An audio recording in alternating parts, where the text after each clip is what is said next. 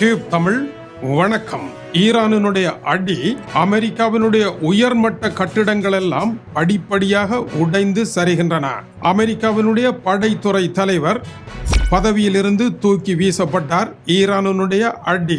இரண்டாவது, அமெரிக்காவினுடைய நீதியமைச்சர் தூக்கி எறியப்பட்டார். தொலைக்காட்சியில் பேசுவது எப்படி என்று தெரியவில்லை. அமெரிக்காவினுடைய FBI போலீஸ் பிரிவினுடைய தலைவர் கேஷ் பெட்டேல் தூக்கி எறியப்படுகின்ற விளிம்பு நிலையில் பல தலைகள் படிப்படியாக உருள்கின்றன. ஈரான் அடித்த அடியில் அமெரிக்காவினுடைய அதிகார கட்டமைப்பு ஒவ்வொரு செங்கற்களாக உடைந்து கொட்டுப்பட அந்த இடத்தில் புதியவர்கள் வருவதாக அறிவிப்பு. அமெரிக்க வரலாற்றில் என்றும் இல்லாத அளவிற்கு போர் நடைபெறுகின்ற காலத்தில் இப்படியான மாற்றங்கள் நடைபெற்றுக் கொண்டிருக்கின்றன. அமெரிக்க அதிபர் போரை கட்டுப்பாட்டில் கொண்டு வருவதற்கு புதிய அணியை களமிறக்க முயற்சி எடுக்கின்றார். பழைய அனுபவம் உள்ளவர்களினால் முடியாத பொழுது அமெரிக்க அதிபரனுடைய சொல்லுக்கு தாளம் போடுபவர்களினால் இந்த வெற்றியை பெற முடியுமா? ஏற்கனவே தாளம் போடுபவர்களை உட்கார வைத்துத்தான் இந்த போர் இந்தளவு நிலைக்கு பின்தங்கி இருக்கின்றது. இதற்கு மேலும் தாளம் போடுபவர்களை கொண்டு வந்தால் வெற்றிதான் பெற முடியுமா என்பது ஒரு கேள்வி. என்னதான் நடைபெற்றிருக்கின்றது?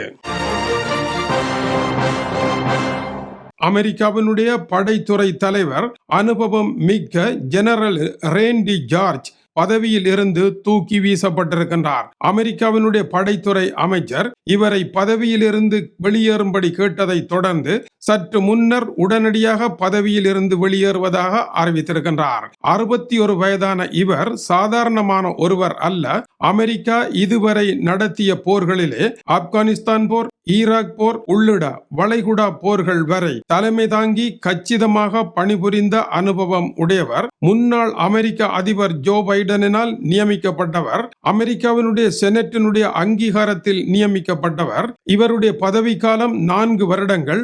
2027 ஆண்டு முடிவடைகின்றது. அதற்கு முன்னதாக வெளியேறும்படி பேட் கெக்செட் அறிவித்திருக்கின்றார். அதைத் தொடர்ந்து இவர் வெளியேறி இருக்கின்றார். போர் நடைபெறும் காலத்தில் அமெரிக்காவினுடைய F-35 போர் விமானம் விழுந்திருக்கின்ற ஒரு நேரத்தில் இப்படி படைத்துறை தலைவரை வெளியேற்றுவதானது அமெரிக்காவினுடைய படைத்துறை தான் எடுத்த காரியத்தை வெற்றிகரமாக முடிக்கவில்லை என்கின்ற அதிருப்தி அதிபருக்கு இருப்பதன் அடையாளமாக இருக்கின்றது. இல்லையேல் இப்பொழுது இவரை பதவியில் இருந்து தூக்க வேண்டிய அவசியம் இல்லை. இதற்கான காரணம் என்ன? 2 காரணங்களை குறிப்பிடுகின்றார்கள். ஒன்று, அமெரிக்க அதிபர் டொனால்ட் ட்ரம்ப், அவருடைய படைத்துறை அமைச்சர் பேட் கெக்செட். இந்த இருவருக்கும் ஒரு மிஷன், ஒரு விஷன் இருக்கின்றது. அந்த தூரத்து பார்வைக்கு ஏற்ப இவருடைய செயற்பாடுகள் இல்லை. அந்த தூரத்து பார்வையானது ஈவு இரக்கம் இல்லாத படை நடவடிக்கையாகும். ஆனால் இவருடைய படை நடவடிக்கை படைகளை அழிய விடாமலும் கச்சிதமாகவும் வெற்றியை எட்டி தொடுகின்ற பாதை கொண்டதாக இருக்கின்றது. ஆனால் அமெரிக்க அதிபருக்கும் பேட் கெக்செட்டுக்கும் விரைவான வெற்றி தேவைப்படுகின்றது. இல்லையேல் அமெரிக்காவில் அவர்கள் வண்டியோட்ட முடியாது. ஆகவே இவரை வைத்திருக்க முடியாது. அவர்கள் இருவருடைய நோக்கத்திற்கும் அமைவாக என்பது முதலாவது விளக்கமாகும். இரண்டாவது காரணம், முன்னாள் அமெரிக்க அதிபர் ஜோ பைடன் காலத்தவர் இவர். தனது எதிரியால் நியமிக்கப்பட்ட ஒருவர் தனக்கு விசுவாசமாக வேலை செய்ய மாட்டார் என்ற கணிப்பு அமெரிக்க அதிபருக்கு இருந்திருக்க வேண்டும். எனவே தனக்கு விசுவாசமாக தன்னுடைய புகழ்பாடி ஒருவரை கொண்டு வரப்போகின்றார் என்பது இரண்டாவது முக்கிய காரணமாகும். இப்பொழுது டொனால்ட் ட்ரம்ப் பல புதிய அதிரடி மாற்றங்களை செய்வதற்கு முயற்சி எடுத்திருக்கின்றார். அதற்கு வாகான ஒருவரை நியமிக்க போகின்றார். அவர் யார் என்பதுதான் அதிசயமாகும். இரண்டாவதாக பாம் பொண்டி நீதி அமைச்சர் தூக்கி வீசப்பட்டார். நீதி அமைச்சர் அமெரிக்க அதிபரை பாலாயம் செய்பவர். அவருடைய வலது கை போல இருந்தவர். அமெரிக்க அதிபரனுடைய வழக்குகளில் அவருக்கு வாய்ப்பான கருத்துக்களை முன்வைத்தவர். அப்படி இருந்த பொழுதும் அவரை எதற்காக தூக்கி எறிந்தார்கள்? அமெரிக்க அதிபர் இருக்கின்றார் தானே நமக்கு பின்னால் என்கின்ற துணிவில் இவருடைய பொறுப்பற்ற கருத்துக்கள் வெளிவந்தன.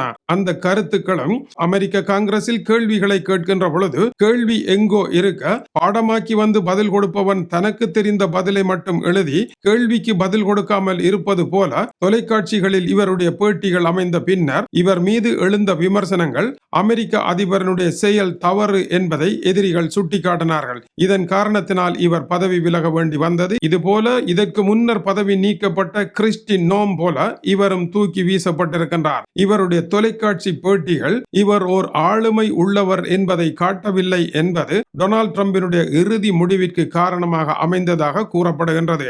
தொலைக்காட்சியில் பேசுவது எப்படி, அந்த பேச்சுக்கான முறை என்ன, மக்களை கவர்வது எப்படி என்பது தெரியாமல் நீதியமைச்சில் இருந்தால் அது டொனால்ட் ட்ரம்பை பாதிக்கும் என்பது அவருடைய விளக்கம். நீதியமைச்சர் பாம் பொண்டி மற்றும் கிறிஸ்டி நோம் இந்த இருவரும் அமெரிக்க அதிபருக்கு தாளம் போட்டால் பதவியில் இருந்து விடலாம் என்று கருதினார்கள். ஆனால் தாளம் போடுவது மட்டும் பதவியில் இருத்தலுக்கு போதியது அல்ல என்று இருவரையும் தூக்கி வீசியிருக்கின்றார் டொனால்ட் ட்ரம்ப். அந்த வகையில் அவர் ஏதோ ஒன்றை செய்ய முயற்சி எடுக்கின்றார் என்று கருதலாம். இரண்டாவதாக, சற்று முன்னர் தி அட்லாண்டிக்கில் வெளியாகி இருக்கும் ஒரு செய்தி, அமெரிக்காவினுடைய FBI போலீஸ் பிரிவினுடைய தலைவர் கேஷ் பட்டேல் இவர் வெளியேற்றப்படக்கூடிய சூழ்நிலை இருக்கின்றது என்றும் இவரை தூக்கி வீசுவதை பற்றி பேசிக் கொண்டிருப்பதாக தெரிவிக்கப்படுகின்றது. இவருடைய மின்னஞ்சல்களை ஈரானினுடைய இணைய உளவாளிகள் களவாடி சென்ற கதை சில தினங்களுக்கு முன்னர் வெளிவந்தது குறிப்பிடத்தக்கது. தன்னுடைய மின்னஞ்சலை கூட காப்பாற்ற முடியாத இவர் பதவிக்கட்டிலில் இருக்க முடியுமா என்ற ஒரு விமர்சனம் இருக்கின்றது. இப்பொழுது இவருடைய பதவி நூலில் ஆடிக்கொண்டிருக்கின்றது. இரண்டாவது நூலில் ஆடும் பதவி டேனியல் டெரிகால். இவர் அமெரிக்காவினுடைய ராணுவத்தினுடைய அமைச்சராக இருக்கின்றார். இவரை பதவியில் இருந்து தூக்கி இப்போது படைத்தலைவராக இருப்பவருடைய பதவி இடத்திற்கு நிரவல் செய்ய முயற்சி எடுக்கலாம் என்றும் தெரிவிக்கப்படுகின்றது.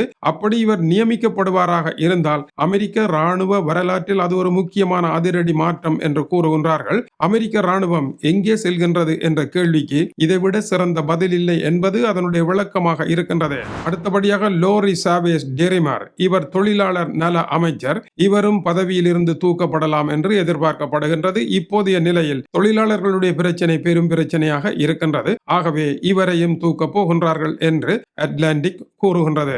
அமெரிக்காவிலிருந்து டென்மார்க்கினுடைய செய்தியாளர் கூறுகின்ற பொழுது, அமெரிக்காவில் வருகின்ற நவம்பர் இடைக்கால தேர்தல் வருகின்றது. நடைபெற்ற எல்லாவற்றிற்கும் டொனால்ட் ட்ரம்ப் மீது குற்றம் சுமத்த போகின்றார்கள். இதற்கெல்லாம் நான் காரணமே இல்லை, இவர்கள்தான் காரணம் என்று இவர்களுடைய தலையில் குற்றங்களை சுமத்தி இவர்களை பதவியில் இருந்து உருட்டிவிட போகின்றார் என்று குறிப்பிடுகின்றார்.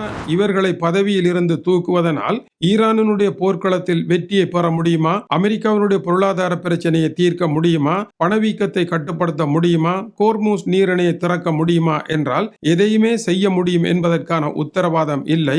நிலைமை டொனால்ட் ட்ரம்பிற்கு மிகவும் இறுக்கமாக இருக்கின்றது. பேச்சுவார்த்தை மூலமும் தீர்க்க முடியவில்லை, போரினாலும் தீர்க்க முடியவில்லை. உரலுக்கு ஒரு பக்கம் இடி, மத்தளத்திற்கு இரண்டு பக்கமும் அடி என்று வெளிநாட்டிலும் உள்நாட்டிலும் டொனால்ட் ட்ரம்ப் தொடர்ந்து அடி வாங்கி கொண்டிருக்கின்றார். அதனால் அவர் என்ன செய்வதென்று தெரியாத நிலையில் இத்தகைய காரியங்களை செய்கின்றாரா என்பதை பொறுத்திருந்தே பார்த்தல் வேண்டும். அதேவேளை அமெரிக்காவினுடைய F-35 விமானம் சுட்டு வீழ்த்தப்பட்டது தெரிந்ததே. அதனுடைய உதிரி பாகங்களை இப்பொழுது ஈரான் வெளியிட்டிருக்கின்றது. இது டியூப் தமிழனுடைய உலக செய்திகளுக்காக டென்மார்க்கில் இருந்து கீசே துரை. வணக்கம் உறவுகளே.